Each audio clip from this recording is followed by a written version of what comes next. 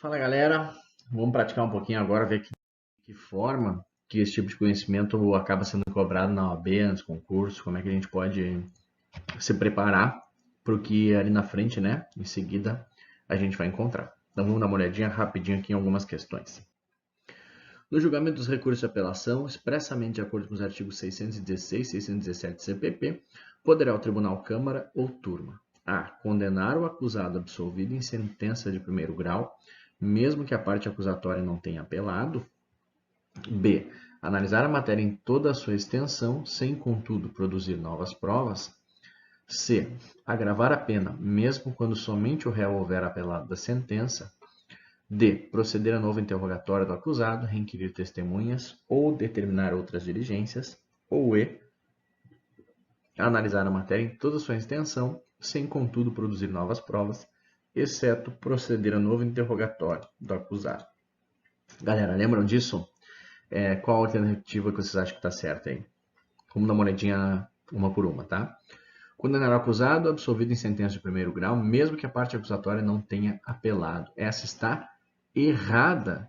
Por quê? Se a parte acusatória não recorreu, não pode o sujeito ser condenado. Por quê? Porque nós estaríamos aí diante de reformatio impejus. Pode um absolvido ser condenado? Pode, mas para isso a parte acusatória tem que recorrer. Analisar a matéria em toda a sua extensão, sem, contudo, produzir novas provas. Também está errada, porque nós vimos que existe autorização para o tribunal produzir novas provas, requerir testemunhas e determinar diligências. C. Agravar a pena, mesmo quando somente o réu houver apelado da sentença, também está errado. Nova hipótese aqui de reformatio impejus. Se só o réu recorreu, a situação dele não pode ser prejudicada. D. Proceder a novo interrogatório do acusado, requerir testemunhas ou determinar outras diligências. Galera, artigo 616, essa é a alternativa correta. Analisar a matéria em toda a sua extensão, sem, contudo, produzir novas provas, exceto proceder a novo interrogatório. Errado. Pode, sim, o tribunal produzir novas provas. Artigo 616. Olha o que diz, ó. No julgamento das apelações, poderá o tribunal, câmara ou turma proceder a novo interrogatório do acusado, requerer testemunhas ou determinar outras diligências. Vamos adiante. Com relação aos recursos e revisão, de acordo com o Código de Processo Penal, é correto dizer que, interposta a apelação somente pelo acusado, não pode o tribunal requerir testemunhas ou determinar diligências. Nos processos de contravenção penal, interposta a apelação, o prazo para arrazoar será de 3 dias. A revisão criminal só poderá ser requerida no prazo de até 2 anos da sentença condenatória transitada em julgado. Na apelação e no recurso em sentido estrito, há previsão de juízo de retratação, ou E. No caso de concurso de agentes, a decisão do recurso interposto por um dos réus, ainda que fundada em motivos pessoais, aproveitará aos outros. E aí, galera? Qual que está correto? Vamos lá, então. Interposta a apelação somente pelo acusado, não pode o tribunal requerir testemunhas ou determinar diligências. Está errado, em nenhum momento há essa vedação. 616 não diz que tem que ser pela acusação ou pelo acusado. 616 diz que no julgamento de recurso de apelação, pode o tribunal requerir testemunhas, produzir provas e determinar diligências. B. Nos processos de contravenção penal, interposta a apelação, o prazo para arrazoar será de 3 dias. Lembra o prazo em regra da apelação, das razões? Para interposição é 5, para as razões são 8 dias. Esse é o prazo em regra, mas excepcionalmente, nos casos de contravenção penal, o prazo é sim de 3 dias. Lembra que eu disse para vocês que a contravenção penal é uma infração penal de menor potencial ofensivo, que então, em regra, será julgado pelo juizado especial criminal, e que no juizado especial criminal o prazo da apelação é de 10 dias, razões mais interposição, mas que eventualmente a letra fria da lei poderia aparecer para a gente, acabou aparecendo aqui. Vamos ver as outras. C. A revisão criminal só poderá ser requerida pelo prazo de 2 anos da sentença condenatória transitada em julgado. Revisão criminal não tem prazo, galera. Pode, inclusive, ser requerida depois de já ter ocorrido a morte do sujeito condenado. Então, o sujeito condenado pode ter cumprido toda a pena, pode ter até morrido, ele tem o direito de ajuizar a revisão criminal ou seus sucessores. Na apelação e no recurso em sentido estrito, há previsão de juízo de retratação. Só no recurso em sentido estrito, na apelação não tem, tá, galera? O que é o juízo de retratação? É a possibilidade de o juiz se retratar daquela decisão. Não diga. Sim, mas o que é a retratação? É quando ele modifica a decisão. Por exemplo, caso de pronúncia. O juiz pronuncia o réu. O réu interpõe recurso em sentido estrito. Lá, quando ele interpõe recurso em sentido estrito, ele vai pedir para o juiz ou se retratar ou encaminhar os autos à superior instância. O juiz pode, pior, viajei, mudei de ideia. Pode, então, se retratar. A modificação dessa decisão permite que haja, claro, recurso, se couber recurso, né, da parte contrária. Então, o Ministério Público poderá impugnar essa decisão de impronúncia, que antes era de pronúncia e que com o juízo de retratação se converteu numa decisão de impronúncia. Então, a D está errada. No caso de concurso de agentes, a decisão do recurso interposto por um dos réus, ainda que fundado em motivos pessoais, aproveitará aos outros. Aproveitará aos outros quando não for fundada em motivos pessoais. Portanto, resposta correta é a letra B de Bacon aqui pra gente. Vamos adiante. O prazo da apelação nas hipóteses previstas no artigo 593 do Código de Processo Penal é 2 dias, 15 dias, 5 dias ou 10 dias. Sabemos, né, que o prazo, como regra, do recurso de apelação é de 5 dias para a interposição e de 8 dias para as razões. Adiante. Qual recurso cabível e em qual prazo deve ser manejado contra a decisão denegatória de habeas corpus proferida por uma vara criminal em primeiro grau de jurisdição? E aí, galera? E esse? Qual correto? Apelação ou RCE? Vamos ver o que a gente consegue, eu sei, tá, que a gente não viu toda essa matéria, mas vamos ver o que a gente consegue eliminar aqui. Ó. A gente sabe que o prazo para apelação é de 5 dias, portanto, a gente afasta essa alternativa aqui. O prazo de RSE também é 5 dias, então a gente afasta essas alternativas aqui. A gente ficaria entre apelação e recurso em sentido estrito. A gente sabe quais são as hipóteses de cabimento de apelação, né? Alguma delas é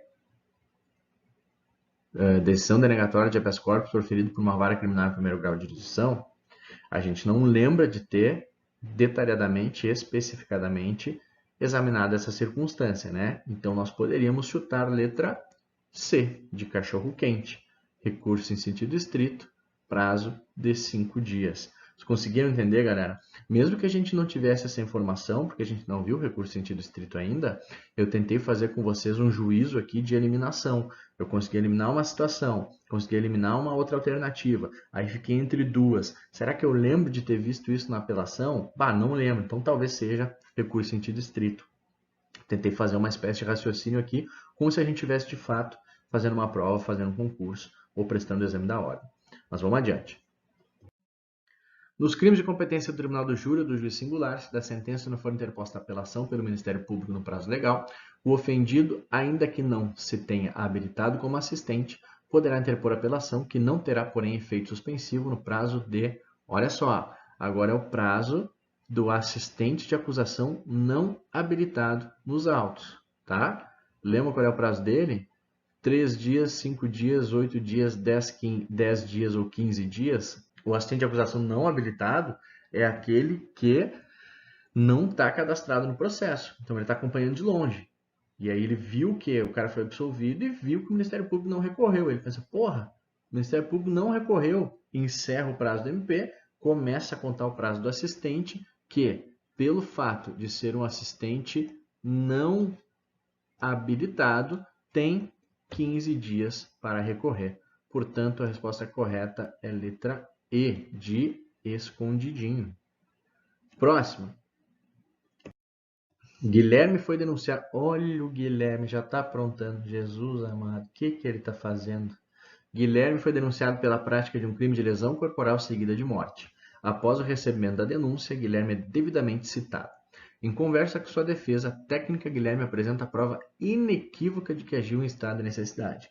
Diante da situação narrada, o advogado Guilherme, em resposta à acusação, deverá requerer a rejeição da denúncia, a absolvição sumária do réu, que fará coisa julgada material, a absolvição imprópria do réu, que fará coisa julgada material, ou a impronúncia do acusado, que não faz coisa julgada material. Então vamos ver. Guilherme foi denunciado. Após o recebimento da denúncia, Guilherme é devidamente citado. Em conversa com sua defesa, ele apresenta prova de que agiu em estado de necessidade. Então, a rejeição da denúncia não poderia ser. Por quê? Porque a denúncia já foi recebida. Além disso, nós estamos aqui na alternativa A, tá? Então, não poderia porque a denúncia já foi recebida. Além disso, a rejeição da denúncia faz coisa julgada formal, não material. Portanto, a alternativa A está errada. A absolvição sumária do réu, que fará coisa julgada material. Essa alternativa está correta. A absolvição sumária, de acordo com o artigo 397, é possível de ser realizada quando se comprova que o réu agiu em estado de legítima defesa, ou estado de necessidade ou legítima defesa, e isso faz também coisa julgada material. Portanto, a resposta correta é a letra B de Bolognese. Por que a C está errada? Absolvição imprópria. Não, absolvição imprópria é quando se absolve e impõe medida de segurança. Isso seria lá no final do processo, né?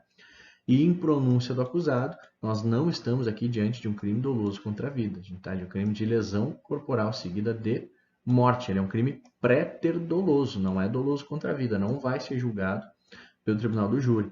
A consequência, o resultado morte, foi obtido aqui de forma culposa e não dolosa. Portanto, não é julgado pelo tribunal do júri. Resposta correta, portanto, letra B. Adiante. Na mesma data, o juiz-presidente do tribunal do júri publicou 3 decisões em processos distintos, em que se apurava a prática de crimes dolosos contra a vida. Na primeira, onde Romeu figurava como denunciado, foi proferida a decisão de impronúncia, tendo em vista que o juiz entendeu não haver indício suficiente de autoria. Na segunda, onde Otelo figurava... Vou fazer diferente, ó. Na segunda, onde Otelo figurava como acusado, foi proferida a sentença de absolvição sumária, entendendo o magistrado restar provada a inexistência do fato. Na terceira, figurando William como réu, houve decisão de pronúncia. Intimado, o advogado de William demonstrou seu inconformismo com a decisão.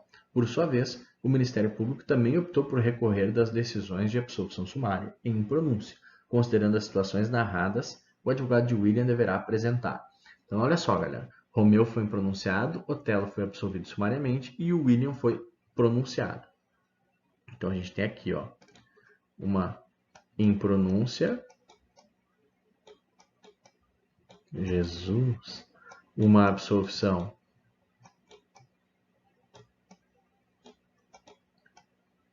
sumária e uma pronúncia. Lembra daquele esqueminha lá? A gente está na primeira fase do tribunal do júri. Decisão de impronúncia e de absolvição sumária podem ser impugnadas, portanto... Errei, peraí. Podem ser impugnadas, portanto, ó, impronúncia, absolvição sumária, podem ser impugnadas por apelação. Já a decisão de pronúncia pode ser impugnada pelo recurso em sentido estrito. Beleza? Então, olha só, o que eles estão nos perguntando aqui? A defesa de William deve apresentar. O William foi pronunciado. Da pronúncia cabe recurso em sentido estrito. Então, a defesa de William deve apresentar, ó, recurso em sentido estrito. B, recurso em sentido estrito. C, a gente arrisca, porque a gente sabe que é recurso em sentido estrito e não apelação. D, a gente também já arrisca, porque a gente sabe que é recurso em sentido estrito e não apelação. Ficamos com A, B e E. Então, defesa de William deverá apresentar recurso em sentido estrito, enquanto o Ministério Público deve apresentar apelação contra a decisão de absolvição sumária de Otelo e recurso em sentido estrito contra a impronúncia. A gente viu que tanto a impronúncia quanto a absolvição sumária devem ser impugnadas por meio do recurso de apelação. Então, a está errada também. B, recurso em sentido estrito, enquanto o Ministério Público deve apresentar recurso em sentido estrito com decisão de absolvição sumária, também está errado. Não é recurso em sentido estrito, é apelação. Sobra a alternativa E, recurso em sentido estrito, enquanto o Ministério Público deve apresentar recursos de apelação contra as decisões de absolvição sumária de Otelo e de impronúncia de Romeu. Portanto, a alternativa correta é a alternativa E de Estrogonofe. Espinafre não, tá com nada. Escalopes, tá melhorando. Vamos lá. Nos processos da competência do júri, o juiz, encerrada a primeira fase, poderá desclassificar o crime para outro da competência do juiz singular, pronunciar o réu, absolvê-lo desde já ou impronunciá-lo. Da decisão que impronunciar o réu, caberá o seguinte recurso. A gente sabe, da decisão de impronúncia cabe vogal com vogal. Impronúncia, apelação. Então, a gente risca aqui, RSE e RSE. Prazo para interposição do recurso de apelação. Temos 8, 15 e 5. 15 a gente arrisca. 8 ou 5 a gente pode ficar confuso, porque tem o prazo de 8 e tem o prazo de 5. Mas o prazo de 8 é o prazo das razões. Portanto, nós devemos interpor recurso de apelação no prazo de 5 dias. Essa é a alternativa correta. Artigo 416, combinado com 593 do Código de Processo Penal. Adiante. O Ministério Público ofereceu denúncia em face de Paulo pela prática do delito de homicídio qualificado pelo motivo torpe, sendo o acusado impronunciado pelo magistrado ao final da primeira fase do procedimento bifásico do júri. A via adequada para o combate de tal decisão é, já vimos, né? Impronúncia é impugnável por meio de apelação. Letra D de Danuts. Última, galera, para a gente encerrar. Antônio Ribeiro foi denunciado pela prática de homicídio qualificado, pronunciado nos mesmos moldes da denúncia e submetido a julgamento pelo Tribunal do Júri em 25 de maio de 2005, tendo sido condenado a pena de 15 anos de reclusão, em regime integralmente fechado. A decisão transita em julgado para o Ministério Público. Transita em julgado para o Ministério Público. Significa que o Ministério Público não recorreu. Mas a defesa de Antônio apela, alegando que a decisão dos jurados é manifestamente contrária à prova dos autos. A apelação é provida, sendo o réu submetido a novo júri. Nesse segundo júri, Antônio é novamente condenado e sua pena é agravada, mas fixado o regime mais vantajoso, inicial fechado. Olha só, antes ele estava no integralmente fechado. Teria que cumprir 15 anos no fechado. Agora ele fica inicialmente no fechado. Isso aqui não é mais aceito pela jurisprudência hoje, tá? Esse integral fechado não se admite. A esse respeito, assinale a afirmativa correta. Não cabe nova apelação, no caso concreto, em respeito ao princípio da soberania dos vereditos. Cabe nova apelação, não cabe, é pelo mesmo fundamento, lembra? Não pode a defesa alegar que, novamente, interpor recurso com base no artigo 593, inciso 3º, a linha D. Ela pode falar sobre nulidade, sobre erro ou injustiça na aplicação da pena, como houve nesse caso. Ela pode falar sobre decisão do juiz contrária à lei expressa ou a sentença do juiz contrária à lei expressa ou à decisão dos jurados. Então, não é que não caiba nova apelação. Não cabe é pelo mesmo fundamento aqui da decisão manifestamente contrária à prova dos autos. Então, A está errado. A decisão do juiz togado foi incorreta, pois violou o princípio do reformatio imperius, cabendo apelação. Essa alternativa está certa. Olha só, galera, a gente tem uma pena de 15 anos no regime fechado, não houve recurso do Ministério Público. Portanto, essa pena de 15 anos não poderia ser piorada. O que aconteceu no segundo júri? Sua pena foi agravada. A pena do Antônio Ribeiro foi agravada. Isso está errado, porque isso de fato constitui a ocorrência de reformatio imperius. O juiz não poderia, mesmo que tenha melhorado o regime, ele não poderia aumentar esses 15 anos. Teria que ficar no máximo em 15 anos no regime inicial fechado. Então, a decisão do juiz foi incorreta, porque violou o princípio da lei reformatio impeditus, cabendo apelação. Não poderia ter sido agravada essa pena aqui. C. A decisão dos jurados foi incorreta, pois violou o princípio do tanto devolutum quanto apelato. Não, os jurados podem decidir de acordo com sua livre e íntima convicção. Não cabe apelação por falta de interesse jurídico, já que a fixação do regime inicial fechado é mais vantajosa do que uma pena ser cumprida em regime integralmente fechado.